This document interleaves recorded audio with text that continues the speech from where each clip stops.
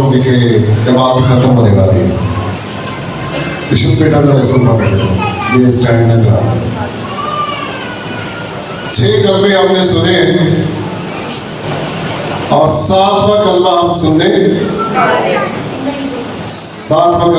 वाले हैं। सो पहले 3 कलमे जो है ये सूरज की रोशनी में कहे गए थे और आखिरी 4 कलमा तारीकी में या अंधेरे में कहे गए थे। अब आपने एक मूवी देखी होगी पैशन ऑफ क्राइस्ट, हम सब ने देखी है और कई बार देखी है। इसका जो राइटर है मेल गिब्सन, इस पर इल्जाम है कि उसने अपनी मूवी में बहुत ज्यादा जुल्म दिखाया है। यहूदी लोगों ने एतराज किया, नहीं इतना जुल्म नहीं हमने किया। तो ये बात करके उन्होंने इकरार कर लिया कि हमने यीशु मसीह को क्या किया है। वैसे तो इनकार ही है कि ये बात करके वो हमने इतना जुल्म जितना आपने इस मूवी में दिखा दिया, इतना जुल्म हमने नहीं किया। सो 7वां कलमा जो है ये काबिलियत, खुदा पर मुकम्मल भरोसा, खुदा पर मुकम्मल यकीन, खुदा पर मुकम्मल तवक्कल। और इसका खास टाइटल है सपुर्दगी का कलमा। गौर से सुनिएगा, पहले बताता हूं, मेरे 5 मिनट ज्यादा हो गए। पहले 2 कलमों में वक्त कम लिया है, इसलिए मैंने कम लिया। अब 5 मिनट ज्यादा से 5 मिनट। सो गौर करेंगे हम कलामे मुकद्दस में। बरतानवी तहकीक के मुताबिक खुदावंद यीशु मसीह 33 ईस्वी 3 अप्रैल बरोज जुमे को मसलूब किए गए थे। 33वीं 3 अप्रैल को जुमे का रोज था, उस दिन वो मसलूब किए गए थे। सो आइए एक हवाला पढ़ते हैं। निकाले लूका की इंजील, उसका बाब नंबर है 23वां बाब है, आयत नंबर 46। फिर यीशु ने बड़ी आवाज से पुकार कर कहा, ऐ बाप, मैं अपनी रूह तेरे हाथों में सौंपता हूँ। और ये कहकर दम दे दिया। यीशु मसीह ने बड़ी आवाज, इस पर गौर करना चाहिए। एक शख्स जो तकरीबन 6वें घंटे के बिल्कुल करीब है, 6वां घंटा भी खत्म होने वाला है, 6वां घंटा भी खत्म होने वाला है, किसी ताकतवर इंसान को बड़े दुख में से गुजारा जाए तो वो शायद चंद लम्हों बाद या चंद मिनटों बाद ही वो माफी मांगना शुरू कर दे। लेकिन यीशु मसीह को कितने घंटे हो गए? 6वां घंटा तकरीबन मुकम्मल होने वाला है और खुदावंद यीशु मसीह सलीब पर है। सलीबी मौत जो है ये रोमी लोगों ने खुद नहीं, इन्होंने भी किसी से अडॉप्ट की थी। और ये इनके जो अपने शहरी होते थे उनको नहीं देते थे, गैर अक़वाम वालों को ये सलीबी मौत दी जाती थी। क्योंकि सलीबी मौत के तल्लक से कहा जाता है ये कैसी मौत है? ये लानती मौत है, जिल्लत की मौत है। और वो अपने शहरियों को गवारा नहीं करते थे कि सलीबी मौत दी जाए। ये उन्होंने गैर अक़वाम के लिए रखी हुई थी। पहले 3 कलमात खुदावंद यीशु मसीह ने दूसरों के लिए और आखिरी 4 कलमात हैं उसकी अपनी जात से। पहले कलमे में यीशु मसीह ने कहा, ऐ बाप, आगे पहले कलमे में बोला गया है बाप। फिर चौथे कलमे में कहा गया है बाप। और अब आखिरी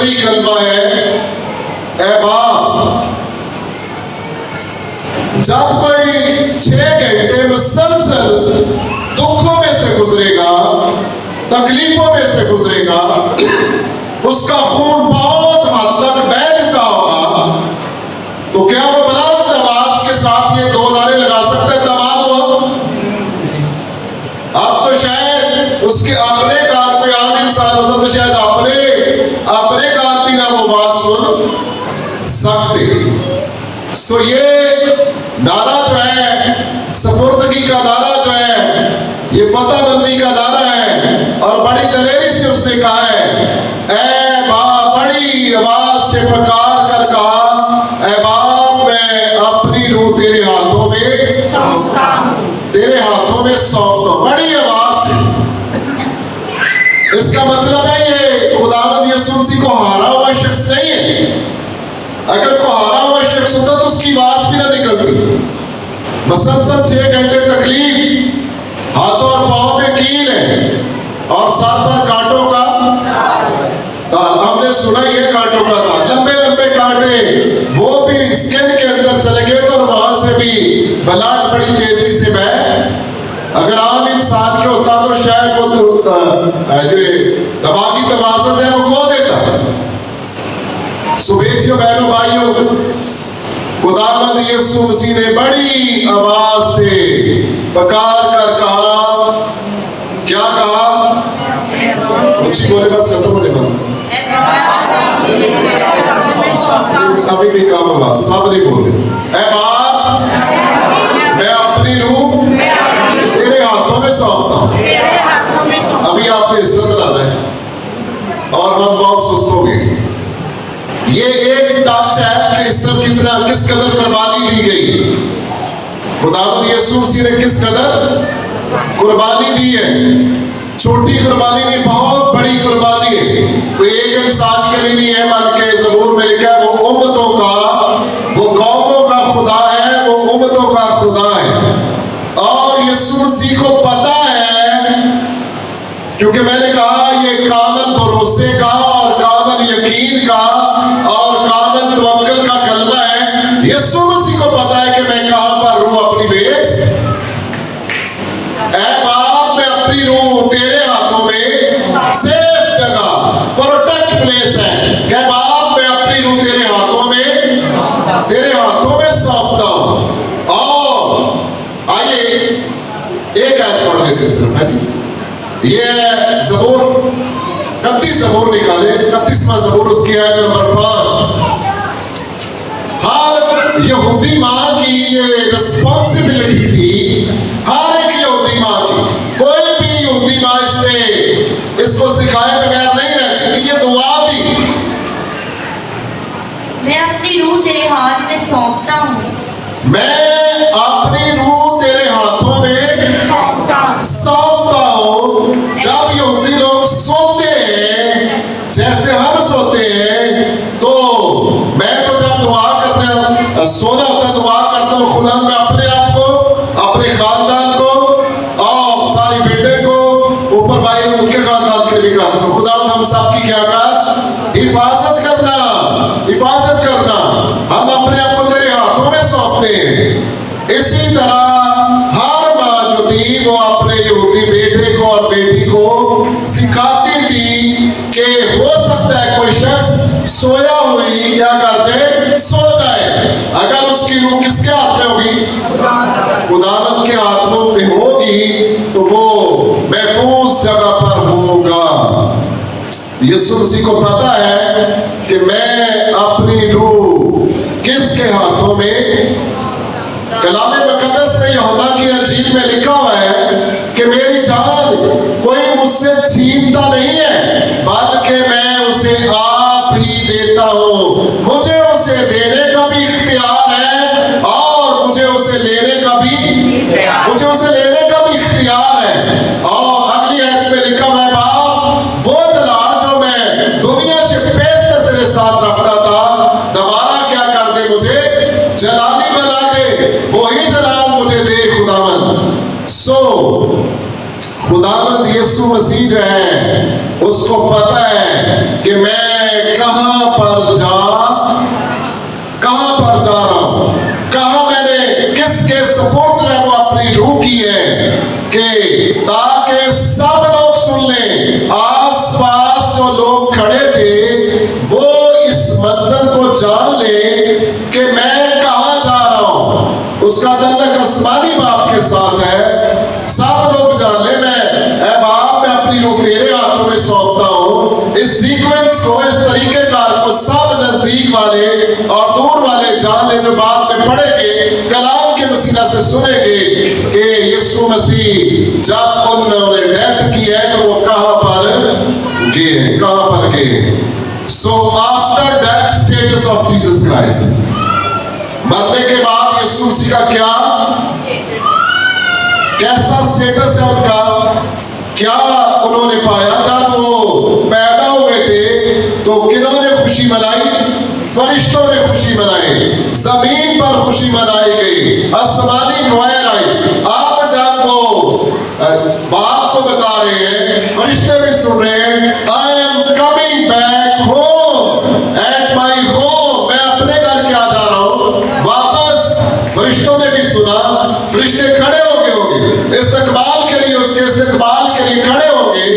जब ईमान की किताब में एक शख्स उसको शहीद किया जाता है तो ये ईमानदारों के लिए नमूना है। उनको ये दुआ याद होनी चाहिए, अगर उनके खुदा ना खास्ता ऐसे हालात में डेथ होती है तो वो भी कह सकते हैं ऐ बाप मैं अपनी रूह तेरे हाथों में, ऐ बाप मैं अपनी रूह तेरे हाथों में सौंपता हूँ।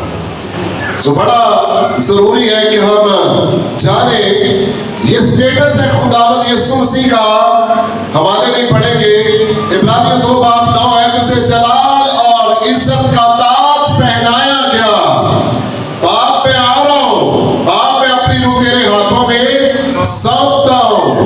वो जब डेथ करने के बाद ऊपर आसमान पर गए, मुकाशवा 3:21 है, वो बाप के तख्त पर बाप के साथ बैठ गया। वो किबरिया की दाहिनी तरफ जा बैठा है। ये जिंदा यीशु का स्टेटस है। हम जानते हैं सलीब पर वो मार गए, 3 दिन कब्र के अंदर रहे। अब ये जिंदा यीशु का क्या है आफ्टर डेथ, और जिंदा होने के बाद उनका स्टेटस है कि जलाल का ताज, इज्जत का ताज उसे पहनाया गया और बाप के तख्त के दाहिनी तरफ वो जा बैठे हैं। और उसे ये इख्तियार दिया गया, यीशु मसीह ने जाते वक्त ऐलान किया गया था कि मत्ती की इंजील उसका 28:18 है। उसने कहा आसमान और जमीन का कितना इख्तियार, कौन इख्तियार। बहुत अच्छा लगता है जब आप कंप्लीट कर देते हैं, और इससे ये भी साबित होता है कि सुन रहे हैं, और इससे ये भी पता चलता है कि हम सब जान भी रहे हैं। आसमान और जमीन का कुल इख्तियार मुझे दिया गया है। फिलिप्पियों 1:23 है, सब कुछ उसके पांव के तले कर दिया गया। और आखिरी बात है, इफिसियों 1:23 है, उसे सब चीजों का सरदार बनाकर कलीसिया को दे दिया गया है। अब कलीसिया किसके लिए तैयार हो रही है? यीशु मसीह के लिए। कलीसिया का जो दुल्हा है उसके लिए कलीसिया तैयार हो रही है। और हमने सुना है ऐ बाप मैं अपनी रूह तेरे हाथों में सौंपता, और ये कहकर उसने क्या कह दिया? दाम दे दिया। काश हम में से हर एक रूहानी भाई की बहन की यही ख्वाहिश होनी चाहिए, जब हमारा दम निकले हम मसीह में कायम हो, हम मसीह ईमान में महफूज हो, ताकि बगैर किसी रुकावट के हम आसमान की बादशाही में दाखिल किए जाए। हम भी यीशु मसीह की तरह पूरे तबाद हो। ऐ बाप मैं अपनी रूह तेरे हाथों में सौंपता हूँ। सो बाकी हिस्सा इस तरह से ले संडे के रोज खुदा आप सबको बरकत